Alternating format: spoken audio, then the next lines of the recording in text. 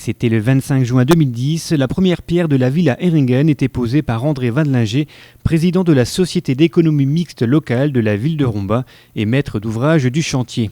Samedi dernier, cette nouvelle résidence pour seniors et pour personnes à mobilité réduite a été inaugurée en présence de nombreux élus locaux, dont M. Fournier, maire de Romba, mais aussi d'une délégation allemande avec à sa tête Hans Ries, maire de Heringen. Voilà.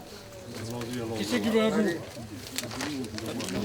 Après l'inauguration officielle et la traditionnelle coupure de ruban, chaque visiteur a pu se rendre compte de la qualité de ce bâtiment qui offre une capacité de 30 appartements, 23 T2 et 7 T1. Des appartements lumineux et fonctionnels qui seront tous occupés d'ici quelques semaines. André Wadlinger, Hans Ries et Lionel Fournier ont ensuite pris la parole. Alors, la première question qui s'est posée, pourquoi Heringen ? Parce que vous avez vu sur la façade, il y a un panneau Villa Heringen. Le précédent maire de Romba, M. Marcel Gell, pour qui nous avons une forte pensée, a voulu jumeler les deux villes qui se connaissaient déjà sportivement à travers les rencontres de cycloball qui se passaient à la Flèche aux Trois Hêtres. Oui. Au départ, ce terrain a été aménagé en un superbe parc qui a pris la dénomination Parc Heringen. Mais hélas, comme dans beaucoup de villes, les incivilités, les dégradations, la pratique et le commerce nocturne de produits illicites ont rapidement dégradé cette belle réalisation. La police en avait d'ailleurs assez marre de venir régulièrement sur appel des riverains. La Société d'économie mixte de la ville de Romba, qui gère le foyer pour seniors du Gué-Logis, cherchait un emplacement pour s'étendre compte tenu de la forte demande des anciens. Et ceci, dès 2006, on avait cette idée. L'idée a fait son chemin. Monsieur le maire a intégré ce projet dans son programme électoral de 2008. Restait à le concrétiser. Il fallait un terrain assez grand, proche du centre-ville. Le choix s'est porté sur le parc. Nous réglions ainsi deux problèmes. Assainir le quartier et faire du social pour nos anciens. La municipalité nous a loué le terrain par bail. Elle a garanti l'emprunt, ce dont nous la remercions. La municipalité possède déjà la majorité de la Seine. À la fin du bail, la construction lui reviendra sans qu'il en coûte rien aux contribuables. Voilà de la bonne gestion d'un beau projet. Un concierge a été recruté, elle est là, c'est une madame, par promotion interne dans la société. Elle prendra ses fonctions le plus rapidement possible.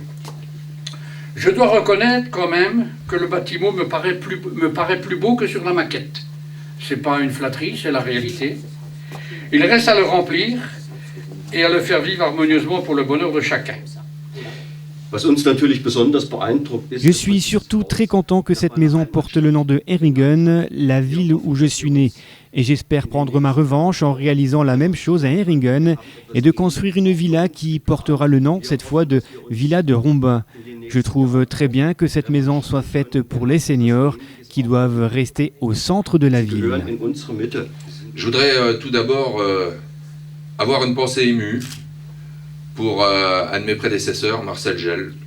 Je ne parle rarement de ceux qui ne sont plus parce que on ne peut pas dévoiler des conversations ou des parcours qui ont eu lieu, mais je tiens à rappeler que si ce terrain est devenu un parc, c'est avant tout parce que Marcel Gell, qui avait été marqué par la guerre, voulait à tout prix qu'il y ait un acte de paix, et cet acte de paix, c'était de donner effectivement à ce parc le nom de Heringen. Et c'est vrai que lorsque j'ai été à la fin des années 70 ou 80 dans le titre du jumelage de la Flèche à Heringen, j'ai été marqué par cette ville pour une simple raison. C'était la dernière ville avant la frontière est-allemande. Et je peux vous dire qu'à l'époque, avant 89, la frontière entre l'Allemagne de l'Est et l'Allemagne de l'Ouest, ça voulait dire quelque chose. Et vous montiez en haut, parce que nous sommes montés en haut de la montagne de Selle, et on apercevait effectivement au loin l'Allemagne de l'Est, mais on comprenait que cette fracture était un traumatisme pour l'Allemagne, et qu'un jour ou l'autre, le 9 novembre 1989 arriverait, c'est-à-dire la réunification de l'Allemagne dans son entier. Et je crois que c'est peut-être effectivement le plus grand acte de paix qu'il y a eu après-guerre, c'est effectivement cette réunification allemande.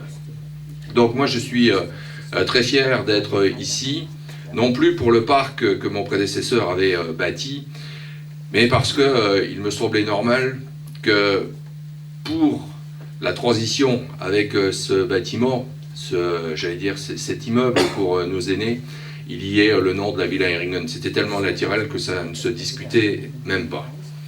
C'est le verre de l'amitié qui est venu clôturer cette inauguration de la Villa Ehringen.